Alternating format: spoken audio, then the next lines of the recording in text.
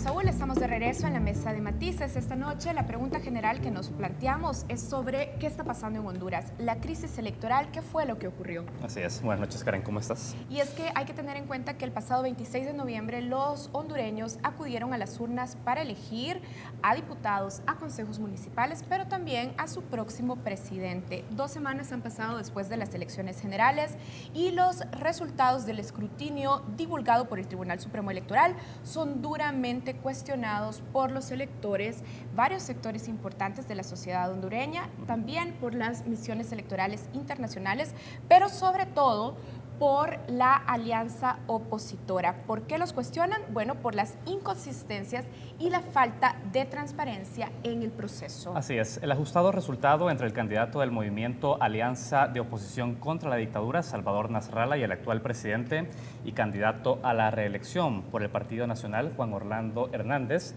sumado a las irregularidades conducidas por el Tribunal Supremo Electoral de Honduras, han llevado a la población hondureña a salir a las calles en enfrentamientos con las fuerzas de seguridad pública, esto en el marco de un estado de excepción y la intervención represiva que ya ha dejado muertos. Así es que tenemos estas preguntas. ¿Qué ha ocurrido en Honduras? ¿Qué elementos nos permiten entender el fracaso de estas elecciones generales? ¿Qué lecciones deja este proceso para Honduras? Y sobre todo pensando en qué lecciones podemos aprender países como el nuestro con instituciones relativamente débiles. Y para conversar sobre estas interrogantes, hoy nos acompaña el fundador y periodista del Faro.net, Carlos Dada. Hola, Carlos. Hola, Karen. Hola, Saúl. Gracias por invitarme. Bienvenido. Para nosotros es importante conversar esta noche con Carlos porque Carlos ha cubierto desde ya hace varios años los procesos políticos en Honduras y sobre todo ha estado ahí cubriendo las elecciones generales desde los días previos a la elección y también ha estado ahí en la última semana mientras se iba realizando el conteo. Así es que bienvenido de nuevo. Muchas gracias por la invitación. Carlos, los resultados de esta elección en Honduras han estado alrededor de cuestionamientos por parte de organismos internacionales, por la mitad de los electores al menos, tal como lo hemos señalado al inicio de esta entrevista. Resultado de tu cobertura en Honduras, ¿tú crees que hay evidencias suficientes para sustentar la denuncia de fraude que hace Salvador Nasralla de estas elecciones? Yo no puedo llegar tan lejos. Puedo dejarte dos opciones. Una es que estamos ante un Tribunal Supremo Electoral hondureño que es de una incompetencia olímpica, o dos, que estamos en presencia de un fraude. No veo una tercera opción posible. El proceso ha sido manejado tan mal que o es de una negligencia imperdonable porque hay muertos o hay un fraude en proceso. Sumado a esto, hay elementos como la OEA que ha señalado en su comunicado, en su informe, un estrecho margen de resultados, así como irregularidades, errores y problemas sistémicos no nos permiten a esta misión tener certeza sobre los resultados. Dices algo, que podría sustentar el camino de un fraude, como tú mencionas. O al menos de una incompetencia tal que arroja unos resultados que no son creíbles, que no permiten concluir un proceso legitimado, etcétera, etcétera. Al menos eso. Y con estos resultados no creíbles, con este proceso con poca legitimidad, ¿es justificable entonces la posición de Salvador Nasralla, por ejemplo, que se retractó de un pacto que había firmado con Juan Orlando Hernández, auspiciado por la OEA, un pacto donde iban a esperar con calma y a aceptar los resultados del Tribunal Supremo Electoral? ¿Es justificable la posición entonces de la alianza opositora y Nasralla? No, yo no creo que es justificable firmar un pacto al mediodía en unas condiciones tan delicadas y tan volátiles y echarte para atrás 5 horas después en una conferencia de prensa frente a manifestantes. A mí eso no me parece muy serio. Me parece que las torpezas de todo el sistema político hondureño se han ido sumando una tras otra, hasta que lo que tenés es, decía Saúl, la mitad de la gente en la calle. Yo diría un poco más, porque en la calle encontramos no solo simpatizantes de la Alianza o de Libre o de Nasralla, sino simpatizantes del Partido Liberal, que sacaron casi 15% de los votos, que ahora están en la calle manifestándose para el recuento y para el respeto al voto, e incluso seguidores de generaciones del Partido Nacionalista del presidente Juan Orlando Hernández, que no están de acuerdo con el proceso y que vislumbran un fraude. Todo esto es resultado de las torpezas de todo el sistema político. Muy bien, tú has señalado de manera clara las torpezas del sistema político hondureño, pero hay un actor, el Tribunal Supremo Electoral hondureño, que está bajo la observación de todos. Sin embargo, hay elementos claros 30 días antes de esa elección, el tribunal decide cambiar el sistema de conteo y divulgación de resultados en Honduras a solicitud de la oposición. Se detiene por 10 horas el miércoles, según lo relata también la OEA. ¿No son estas condiciones objetivas que también permitirían justificar estos errores técnicos desde tu punto de vista? ¿O aún así sigue señalando una negligencia? Si los permite justificar o no, para sacar esas conclusiones, Saúl, yo creo que lo primero que deberíamos hacer es esperar a que se den esas justificaciones. Y esas justificaciones no se han dado. La oposición lo que está exigiendo es que se le entreguen las bitácoras del sistema porque el sistema se cayó 2 veces. El sistema de transmisión de datos se cayó 2 veces durante el recuento y el envío de información sobre las actas, porque no se cumplieron los protocolos establecidos en el mismo Tribunal Supremo Electoral, desde la misma noche del domingo de dar a conocer los resultados parciales. Han fallado todos los protocolos establecidos en un sistema que uno de los magistrados dice nos costó millones de dólares establecer un sistema para que tuviera candados, para que tuviera respaldos, para que no hubiera posibilidad de que esto pasara. Y esto ha pasado 3 veces. El mismo magistrado, que es el magistrado Marco Ramiro Lobo, de un partido pequeñito, dice, tengo sospechas de que esto no fue un accidente. Y esas sospechas, cuando un magistrado dice públicamente tengo sospechas, eso en la calle se convierte en aquí hay un fraude. Es decir, es un hecho político, independientemente de lo técnico, independientemente de si el fraude se cometió o no. Tanta sospecha, tanta oscuridad, tanta falta de justificaciones, eso en la calle se convierte en un fraude y eso es un hecho político. Ahora es muy difícil que tengamos como resultado el triunfo del presidente Juan Orlando Hernández y que este triunfo sea creíble o sea tomado como legítimo por toda esa gente que está en las calles. Ahora, Carlos, hablemos entonces también de hechos políticos anteriores a las elecciones. Hablemos, por ejemplo, de la composición del Tribunal Supremo Electoral hondureño, que ha sido cuestionado, de hecho, por falta de independencia desde su elección en 2014. Claro. Según lo que tú has identificado, la composición de este tribunal garantiza independencia y control de los partidos en disputa para evitar fraude.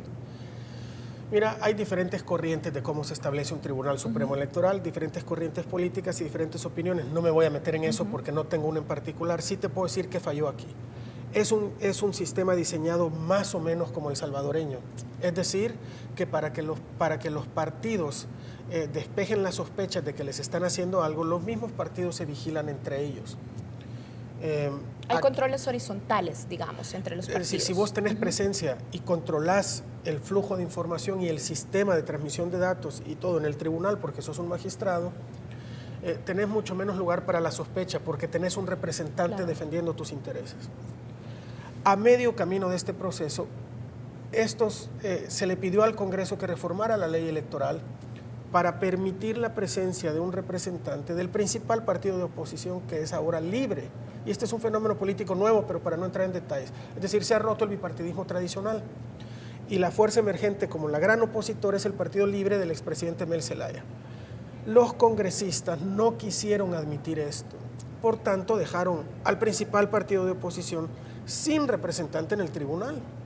Lo cual aumenta las sospechas. Y por tanto a la alianza opositora en este proceso. Claro, porque Libre es el principal partido de la alianza opositora. El mismo tribunal le quitó a Salvador Narrala su propio partido, que era el Partido Anticorrupción, que hoy está muriendo en esta elección porque no alcanzó ni el 1% de los votos. Pero ese era el partido de Salvador Narrala. El tribunal se lo quitó y se lo entregó a otra persona de ese partido. Por lo cual Salvador Narrala corre como candidato de una coalición en la cual no está su propio partido, porque él ya no tiene partido. A todo esto hay que agregarle recomendaciones que se hicieron desde la elección anterior, como por ejemplo depurar un censo que la tercera parte está compuesta por gente que o bien ha muerto o ha emigrado desde hace muchos años. Es decir, ¿cómo podés confiar en un censo electoral, en un registro de personas cuya tercera parte está viciada? Y esto se descubrió desde la elección anterior, que ya fue muy cuestionada porque, si recuerdan, Xiomara de Zelaya proclamaba también que había ganado y después denunciaron que habían hecho fraude a favor de Juan Orlando Hernández desde el control del tribunal. Nada de esto se corrigió y cuando el resultado fue tan cerrado, las cosas simplemente empeoraron. Carlos, nos interesa también explorar por esta desidia del Tribunal Supremo ante recomendaciones que no son nuevas, tal como tú has advertido, y un poco vinculado a lo de Karen, porque cuando tú haces la entrevista a Lobo, al magistrado Lobo, Sí. Él de alguna manera te señala, ya habían condiciones para declarar alguna tendencia por la noche del domingo en Honduras, pero ha sido hasta que la OEA interviene que se acelera. El presidente Matamoros, que entiendo responde al Partido Nacional, Sí. no lo hizo. Digamos, la incidencia del Partido Nacional para retrasar divulgación de resultados y para no corregir, digamos, observaciones para que este proceso fuera fiable, ¿qué tanta incidencia tiene? ¿Es presente? ¿Es alta respecto a los otros magistrados? Es muy alta porque el tribunal funciona así: cuando se toman decisiones colegiadas en la cual 3 de los 4 magistrados tienen derecho a voz y voto y un cuarto, que es en este caso el diputado Lobo, tiene derecho solo a voz pero participa de los plenos. El problema es que en todo esto no se hicieron plenos, y cuando se reunieron para decidir si daban o no resultados, en realidad eran 2 contra 2 y la situación política era tan delicada que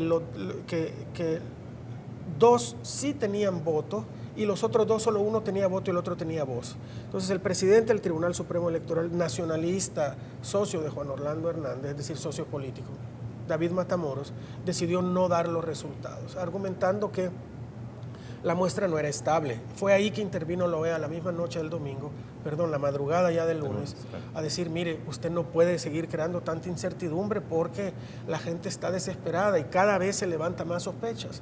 Entre menos atajemos las necesidades de información de los electores, más estamos levantando sospechas sobre este proceso. Salga y dé los resultados. Y eso lo convenció en la madrugada. Después fue que el sistema se cayó 2 veces.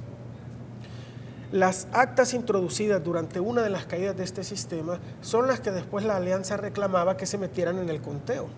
Como eso no se le obedeció, el martes pasado en la noche la alianza salió diciendo que querían el recuento de todas las actas, lo cual complica muchísimo la entrega de resultados, ¿verdad?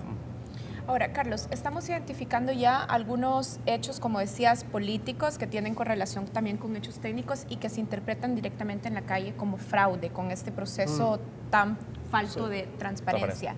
Pero también es importante decir que este proceso y esta crisis no puede ser entendido sin el análisis de la figura de la reelección presidencial. Quizás para poner en contexto es importante decir que en 2009 la Fuerza Armada hondureña dio un golpe de Estado al expresidente Manuel Zelaya después de que éste pretendiera consultar sobre una constituyente. Pero 6 años después, la Sala de lo Constitucional hondureña de hecho habilitó la reelección en un proceso inédito para que el presidente Juan Orlando Hernández pudiera reelegirse. ¿Podrías ayudarnos a entender las irregularidades que favorecieron a Juan Orlando para que pudiera presentarse como candidato a la reelección? Sí, por supuesto.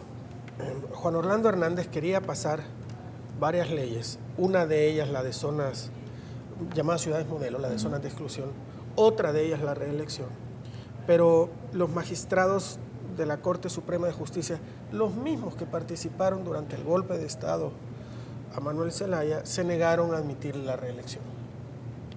Entonces el presidente, mediante sus fuerzas en el Congreso, Juan Orlando Hernández, destituyó en un madrugón a 4 de los 5 magistrados. Dejó solo al que estaba de acuerdo. Nombraron a otros 4 magistrados, ya digo, en una madrugada, en una sesión plenaria de madrugada, con el Congreso rodeado por la Fuerza Armada, nombraron otros 4 magistrados, y estos magistrados son los que después decretaron lo que los juristas en Honduras llaman una aberración jurídica. Declararon inconstitucional la Constitución misma, lo cual es una aberración jurídica, diciendo que la Constitución le negaba al presidente Hernández sus derechos ciudadanos de buscar la presidencia de la República. Libertad de expresión, dicen ellos.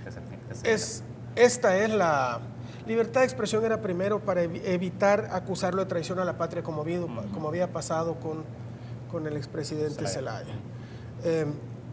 Esto es lo que abre el camino para la reelección de Juan Orlando Hernández.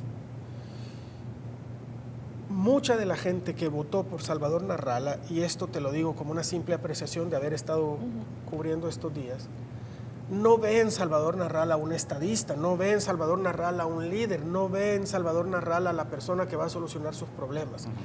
Han votado por él una buena cantidad de personas porque ven en Salvador Narrala el vehículo para sacar del poder a un hombre que se quiere perpetuar en el poder y que hoy por hoy Juan Orlando Hernández aún controla el Legislativo con todo y la Corte Suprema de Justicia, el Tribunal Supremo Electoral a través del presidente del tribunal y de otro de los magistrados que representa un partido diminuto que es la Democracia Cristiana, que vota todo a favor del presidente de la República.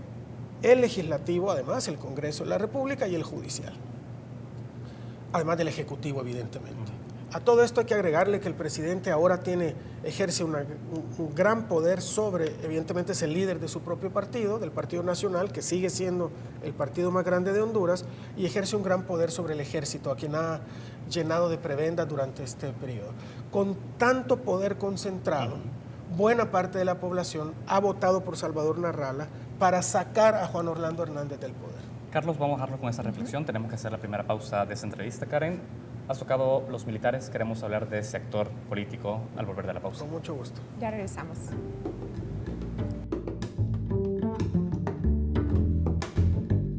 El Banco Central de Reserva presenta Economía en 30 segundos. ¿Qué son las cuentas nacionales? Son una excelente herramienta para conocer la estructura de la economía de un país. Es un sistema internacionalmente aceptado y permite que los indicadores macroeconómicos sean comparables con otros países.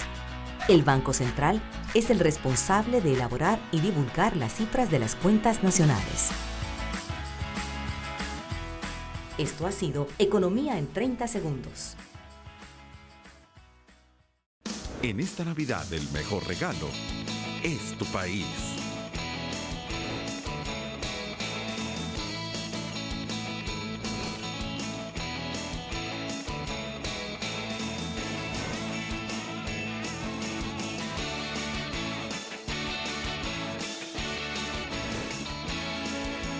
Disfrútalo. Felices fiestas te desean Pueblos Vivos. La verdad es la fuerza más importante de una sociedad. La verdad se comparte presentando los hechos con imparcialidad. La verdad la comparte un equipo comprometido, documentando cada momento clave de la historia. La verdad trasciende barreras y juntos tenemos el poder de compartirla. Compartamos juntos la verdad. Tu confianza en nuestro trabajo nos ha permitido compartirla durante 102 años. La prensa gráfica. Noticias de verdad.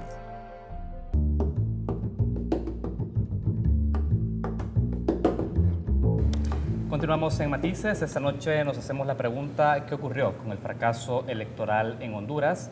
El pasado 26 de noviembre los hondureños acudieron a las urnas en una elección general en ese país.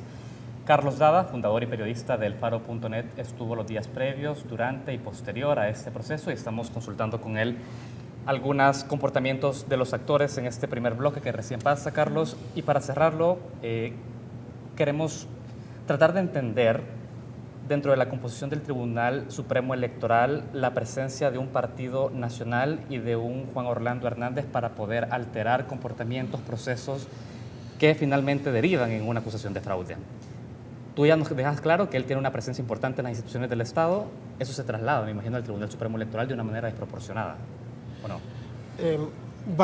Vamos para explicar o tratar de explicar, Saúl, por qué el Tribunal Supremo Electoral está bajo su control o por qué la oposición lo acusa de tenerlo bajo su control.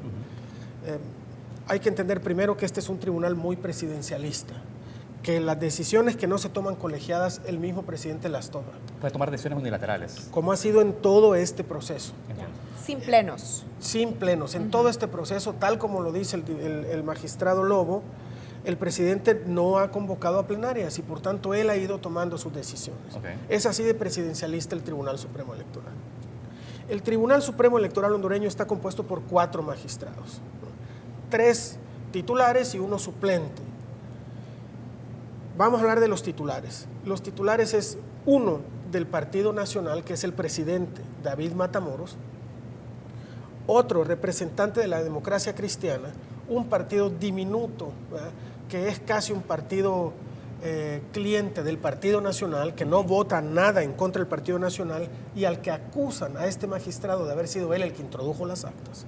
Es decir, dos titulares.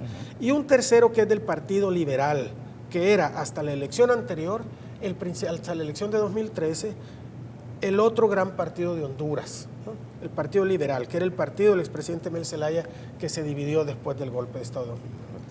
Es decir, de los tres tenés dos que votan a pie juntillas, como se dice, a favor de los intereses del Partido Nacional y del presidente de la República. Tenés otro del Partido Liberal, que ahora ya no tiene mucha incidencia porque representa apenas el 15% de los votos, y el cuarto, que es el magistrado suplente, que tiene voz pero no voto en las decisiones colegiadas, es un representante de un partidito también que se llama la UD, Unión Democrática, si no me equivoco. Bueno, el representante de este partidito UD es el que ahora, sin tener voto, al tener presencia y por tanto tener acceso a la información, es el que está denunciando las grandes irregularidades adentro. El representante del Partido Liberal dice, el suplente, que ellos dos están resistiendo estas irregularidades, están presionando para que se dieran resultados. Mientras los otros dos, el presidente del tribunal y el representante de la Democracia Cristiana, son los que se están resistiendo a dar resultados, los que están tomando decisiones unilaterales, los que no quieren dar a los partidos cosas como su exigencia, que es la bitácora del sistema, las entradas y salidas, porque acusan, por ejemplo, de que el sistema tenía candados para evitar que fuera penetrado y esos candados se cayeron el martes o miércoles. ¿Quién bajó esos candados y cómo se hizo esto? Estas son cosas muy técnicas que yo no te alcanzo a explicar, pero son dos diputados, dos magistrados los que se oponen a esto y dos los que están a favor, solo que uno de ellos no tiene voto. En todo este periodo, según este magistrado, el presidente del tribunal nunca ha convocado a plenaria, entonces no se han tomado decisiones por votación. Bien. Salvo el primer día que se reunieron para discutir si daban o no a conocer los primeros resultados. Queda claro que ha tenido un camino para tomar decisiones discrecionales y unilaterales sin ningún tipo de consenso con el resto de magistrados. Bien, entonces un Tribunal Supremo Electoral muy cuestionado, pero también queremos hablar de otro de los actores muy importantes en Honduras. Queremos hablar de la Fuerza Armada. De hecho, en 2009, la Fuerza Armada, liderada por el general Romeo Vázquez Velázquez, esta vez candidato a la presidencia, ya retirado de la Fuerza Armada y a quien vos entrevistaste, dio golpe de Estado a Manuel Zelaya por el solo temor de que Manuel Zelaya reformara la Constitución para reelegirse.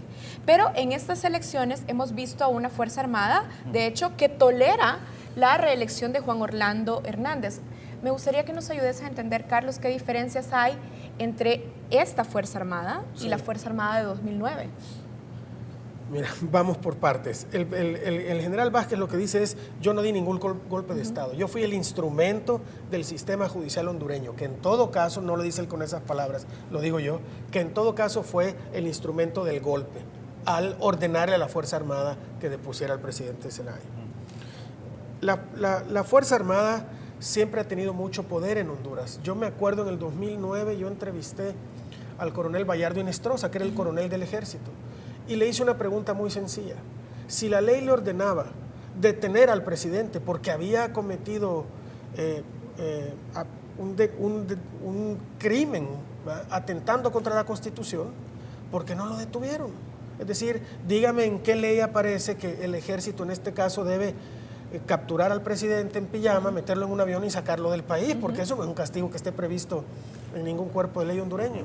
Y su respuesta fue muy franca y la dio on the record y está publicada.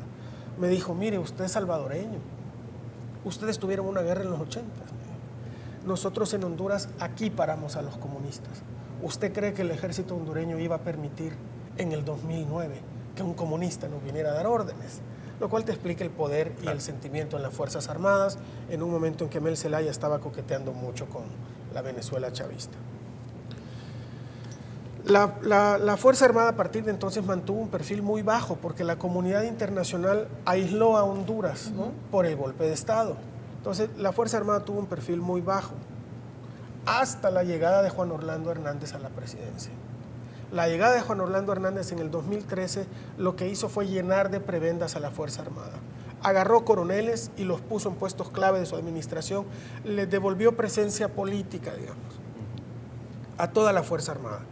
Hay coroneles de la Fuerza Armada vinculados en casi todos los cargos de la administración pública hondureña. Por todos lados donde uno rasca hay un coronel, o hay un capitán, o hay un mayor, hay oficiales del ejército, que además juegan este doble juego de soy oficial del ejército, pero además soy jefe de seguridad de una empresa, etcétera, etcétera, etcétera.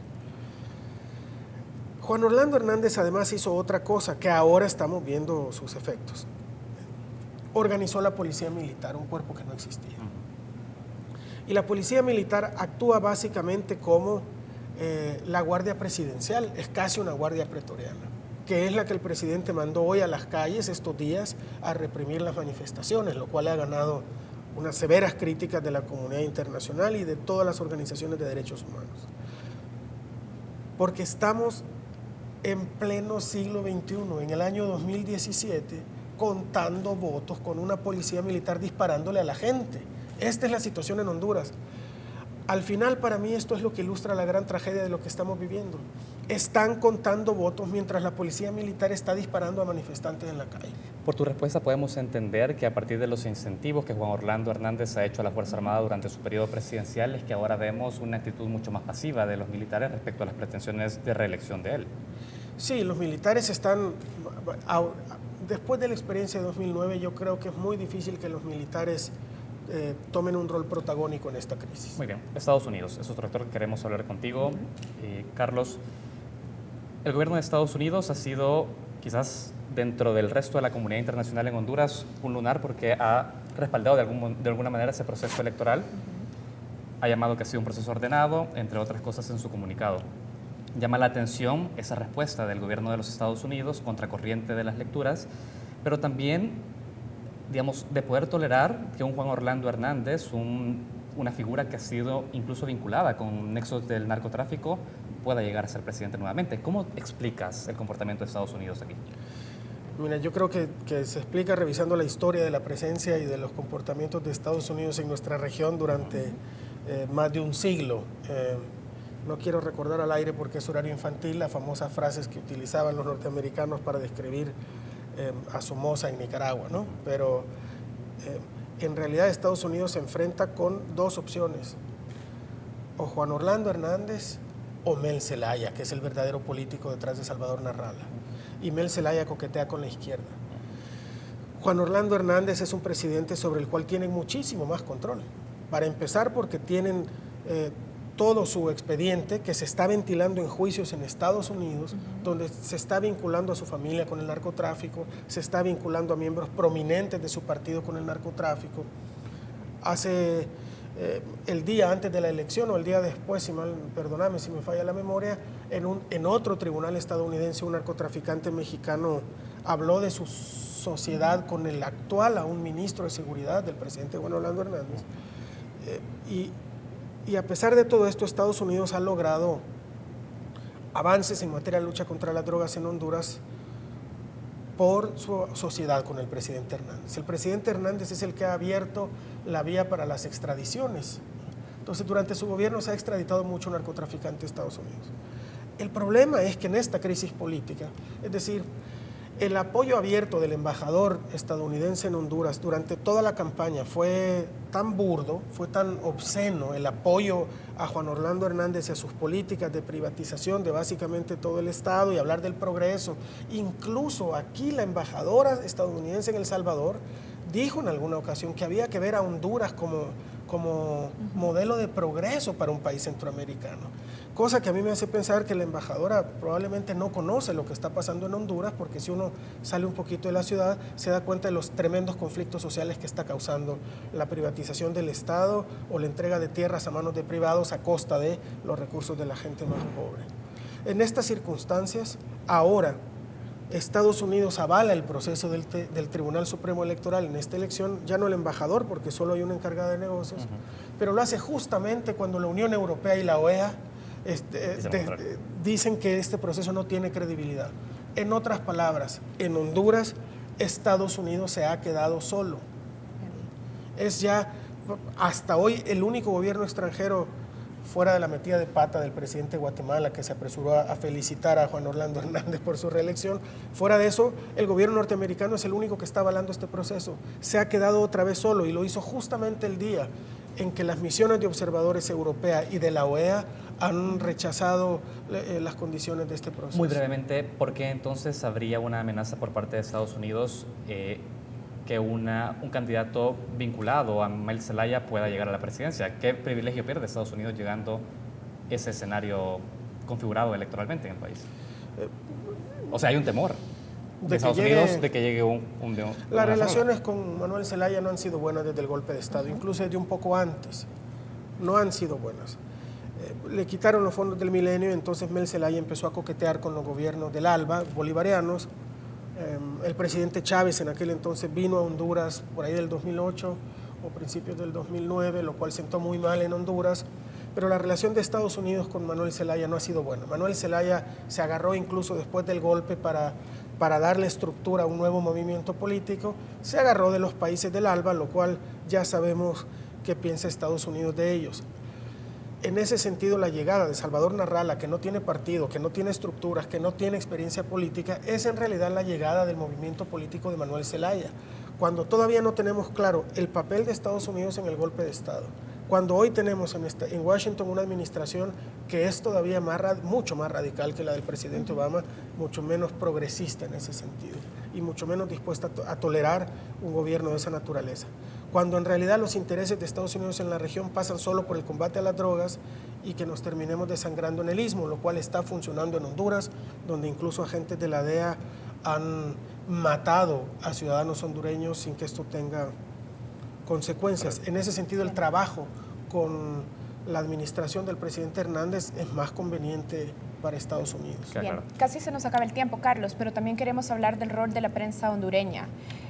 Sabemos también que de los medios más importantes en Honduras son o están en propiedad de partidarios tanto del Partido Liberal como del Partido Nacional, también las fuerzas tradicionales del bipartidismo hondureño. ¿Cómo evaluás vos el papel de la prensa hondureña en la denuncia de las irregularidades del proceso electoral? Mira, desde los tiempos de campaña, porque hay quien argumenta que para hablar de fraude había que empezar antes con toda la manipulación y volcar todo el Estado a favor del presidente, pero hay un informe de la Unión Europea sobre todos los tiempos de campaña, donde habla de los disímiles espacios en los principales medios noticiosos para ambos candidatos, tanto en prensa como en los principales canales de televisión. Luego está la parte de la publicidad, donde Juan Orlando Hernández es muy alto y donde la campaña de Salvador Narrala tuvo que llevarse a cabo por problemas de fondos o por problemas que yo no conozco, sobre todo en redes sociales. Fue una campaña hecha en Facebook, en Twitter, con conferencias en Facebook Live, como todavía se expresa Salvador Narrala, con canciones que fueron virales durante la campaña y que todavía se cantan en las manifestaciones, pero ciertamente no en los espacios de los principales medios de comunicación.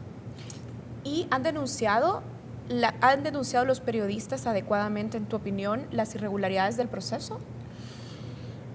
Actualmente en Honduras, cuando tú encendés los canales de televisión, es muy claro de qué lado están. ¿De qué lado están? Bueno, hay algunos, los principales, que están mucho más del lado de Juan Orlando Hernández y que trataron, sobre todo los primeros días después de la elección, del mismo domingo, el lunes y el martes, de ridiculizar las denuncias de la oposición. Hay, por otro lado, unos nuevos canales que son más pequeños, que incluso han tenido amenazas de cierre, pero que tampoco están haciendo, digamos, que el periodismo más profesional. Están actuando abiertamente de cara a los intereses de Salvador Narrala y de la alianza de la oposición.